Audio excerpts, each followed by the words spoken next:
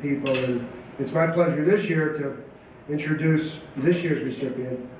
And this year's guy was a terrific player in his own right. He was a standout running back, you know, back in the 50s. He's a 3-year letter winner at Penn. He's one of those hard-nosed fullbacks.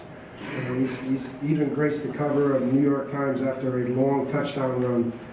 And so he has his own special place in terms of the football lore here at Penn. He's gone on to have a tremendous career in the business world. He's been an active and generous contributor to football, and really has been a benefactor to wrestling as well. He founded his own business called Young-PENN, which is just, again, I think it's now being run by his son, Ollie, who's here with him. And I've really known this gentleman for my entire tenure at Penn. And to me, you know, I was always jealous of him. He's the great, you know, Renaissance guy. He's the passionate football guy. This guy's a world-class fisherman.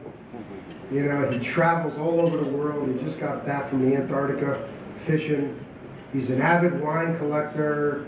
He's got God knows how many different vintages at home. He's an unbelievable cook, and I had a couple of his meals at his house. And I think we both get, you know, the message. He's the guy that, by comparison, we all look bad against. So we're always jealous of him. But, you know, more than just being a fan, he's done a really nice job with our kids. And he's reached out and defended quite a few of our players, weekly correspondence with emails, and, you know, doing some of the things when he's on campus and offering encouragement. And he's been a great, great friend to me and offer me encouragement when things aren't going so well. And he's been really steadfast through good and bad times. His real name is Bill Young, but everybody knows him, you know, and he prefers to be called Youngie. And so it's my great pleasure to introduce the 2011 Man of the Year, Young-PENN.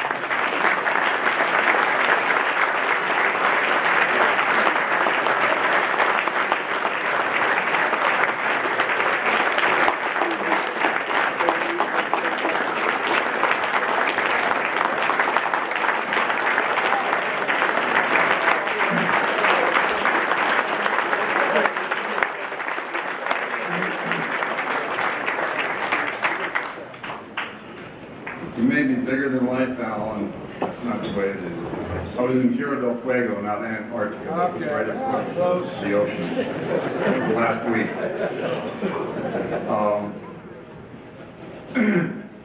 I played my final game 55 years ago on Thanksgiving Day at 1957 against Cornell, and we won. And after the game, I sat in front of my locker, grass-stained, blood-stained, tired, and I wept.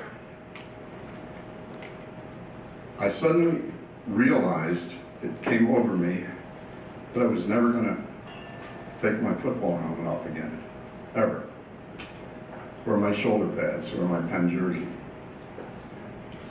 And it was a very sad moment. Football was so important to me in my life, and it still is. Football is a game of memories, and I was going to share a lot of memories with you tonight that you guys have created for me. Instead, I'm going to just touch on a couple of them because Al and you other guys did such a wonderful job describing the exploits of these players that have created memories for me that it would be superfluous for me to go back and reiterate them. But I am going to mention a couple of them, and then I'll tell you maybe 2 or 3 of my own memories. One was a bad one, and one was a memory that an opponent had. And it's got kind of a funny ending. And then I'll sit down. If you stop listening before I stop talking, I'll understand that. One of my fondest memories is of a guy named Brendan Colavita. And this isn't one of his long runs. He made a lot of long ones. But I remember a short one that sticks in my mind forever. It was against Princeton a couple of years ago. And this dynamo, this guy squats 600 pounds, by the way. A very strong guy. I see you over there. He took off around right end against Princeton 2 years ago. And they hit him head on, 2 defenders on the 10-yard line. And Bam Bam carried those 2 Princeton ladies right into the end zone. It was an incredible act.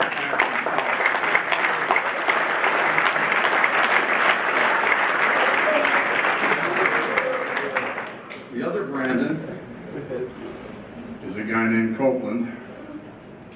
God, I love these guys. I really do. They're like family to me.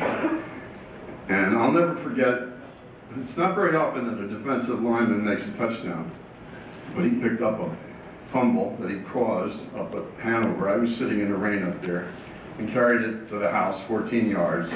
Unbelievable little... He's a fast guy, I'm telling you. And you look at the guy, and he's got that big smile, and he looks like a real friendly guy.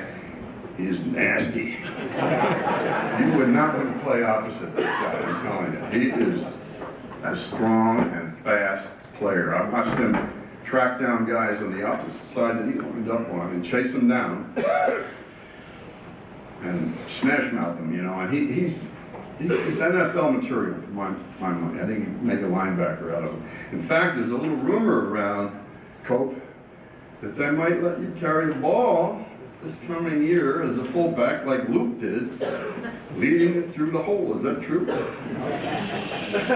Whoa.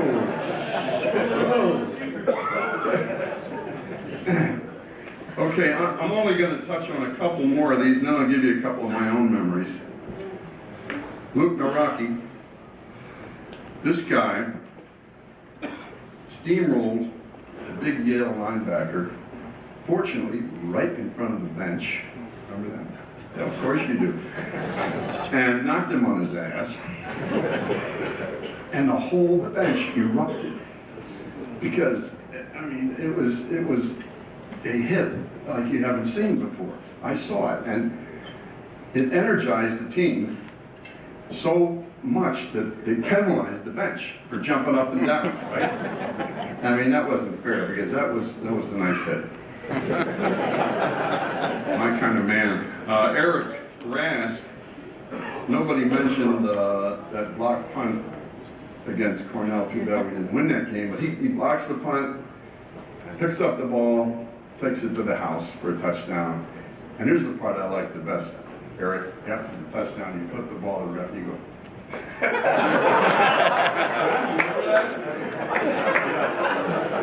like that. I like that. Greg Van Roten?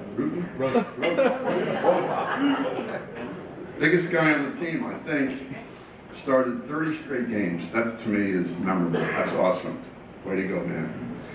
And by the way, Bam Bam and Cope, as Al mentioned a minute ago, those guys faithfully sent me a letter every Monday, 4 or 5 paragraphs, telling me an email, what went wrong, what went right, what they're going to do the next week. These guys are incredible correspondents, and they took the place of 2 other guys that you guys will all remember, Louis Ruffalo and Josh Powers, who did the same thing for me. And like I said, these guys are like my family. Okay, we're going to move on to a couple of Youngies memories. Start off with a bad one. But you still remember these things, good or bad. This was 1957, our opening game against Penn State. Played against those Nittany Lions 4 years in a row. And I was playing 60 minutes in those days. I was linebacker and fullback, and also did the punt.